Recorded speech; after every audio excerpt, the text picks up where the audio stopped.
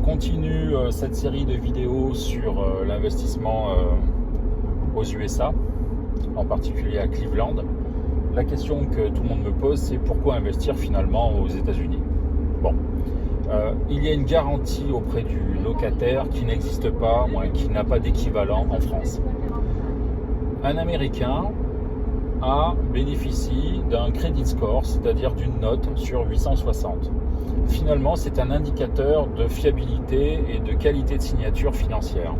En d'autres termes, plus votre note est élevée, c'est valable pour tout Américain, plus la note est élevée, plus on vous prête de l'argent à de bonnes conditions, plus la note est médiocre, moins on vous prête et à des conditions renforcées. Ce qui veut dire que un locataire qui viendrait à ne plus payer, à subir une éviction, se verrait non seulement mis dehors par la police, et je vais y revenir, mais également verrait une sorte de malus s'appliquer sur son credit score. C'est la double peine.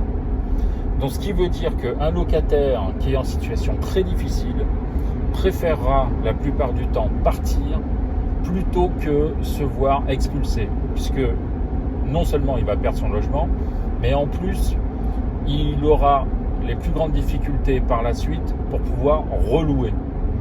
C'est un système qui peut paraître injuste, redoutable, pas très humain. On peut y mettre tous les adjectifs que l'on veut avec une vision très franco-française. C'est le système en tout cas qui est en vigueur aux États-Unis et qui est d'une certaine forme aide-toi et le ciel t'aidera. Donc on ne demande pas des garants qui gagnent 3 fois le montant du loyer, avec si possible un fonctionnaire dans la famille. On n'a pas tout ça. Vous vous présentez, vous gagnez tant. Si ça correspond à 3 fois le montant du loyer, on vous prête, on vous loue l'appartement, surtout si vous avez un credit score de bonne qualité. Voilà, ni plus ni moins.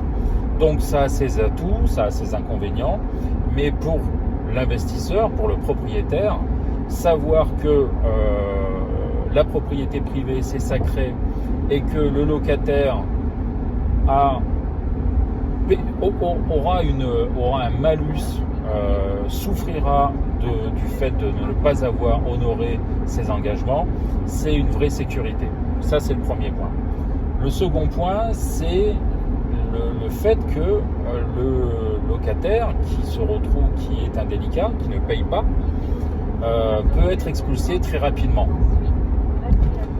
En France, par comparaison et à titre d'analyse, un locataire indélicat, c'est 2 ans de procédure, 8 000 € de frais d'avocat et malheureusement la quasi-certitude de ne pas recouvrer les loyers qui auront été impayés. Aux États-Unis, si le propriétaire décide de mettre dehors pour défaut de paiement son locataire, c'est une affaire qui peut être réglée en 45 jours. Encore une fois, c'est une méthode sur laquelle je ne vais pas porter de jugement de valeur, mais qui est redoutablement efficace. Bien évidemment, on n'est pas obligé d'agir de la sorte, on peut essayer de trouver une solution. C'est ce qui est d'ailleurs la plupart du temps préconisé et finalement réalisé, c'est-à-dire qu'on se retrouve au tribunal, on négocie directement au tribunal un règlement des échéances passées et on repart sur une bonne base. C'est quand même bon pour tout le monde. C'est-à-dire, expulser quelqu'un, ça fait plaisir à personne. Mais par contre, c'est faisable. Donc, à la fois pour le credit score et à la fois par la célérité avec laquelle un mauvais payeur peut être mis dehors, explique pourquoi, comparé à la France, le consommateur locataire américain est infiniment plus solvable, plus sécurisant que son compatriote français.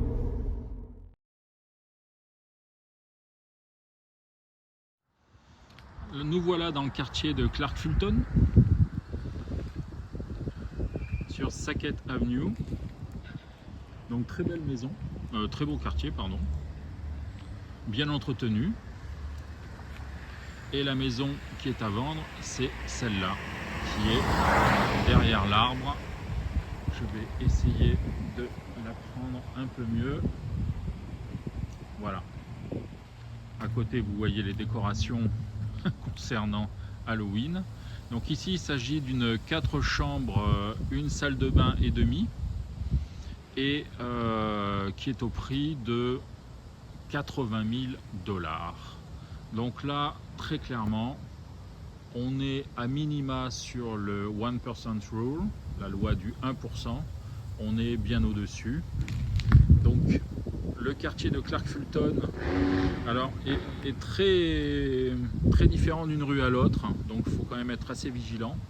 Mais ici, on est sur une très belle avenue et on est à 10 minutes du centre-ville, du downtown. On a un accès direct à l'Interstate 71 et on est à côté des quartiers très branchés de Tremont et d'Ohio City. Donc plutôt un investissement à réfléchir qui permet de faire une première expérience et de tester sa sensibilité à l'investissement aux États-Unis.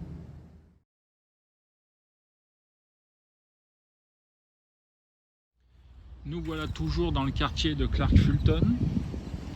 Alors ceci est un bon exemple puisque on est sur la même avenue. On a juste bougé d'environ 1 km puisque les avenues sont relativement grandes. Et on vient voir cette maison au 30007 affichée à 60 000 $. Voilà, on n'est plus du tout dans le type de quartier sur la même avenue et pourtant nous sommes toujours dans Clark Fulton. Beaucoup moins d'arbres, beaucoup moins d'entretien, pas de pelouse, des maisons qui sont clairement pas très bien entretenues. Donc c'est un autre environnement. L'intérêt, c'est de montrer que, encore une fois, certes, on peut faire beaucoup de choses depuis la France. On peut se rendre compte du prix des maisons, des quartiers, les statistiques, mais tôt ou tard, il faut quand même que quelqu'un se déplace et examine réellement la situation.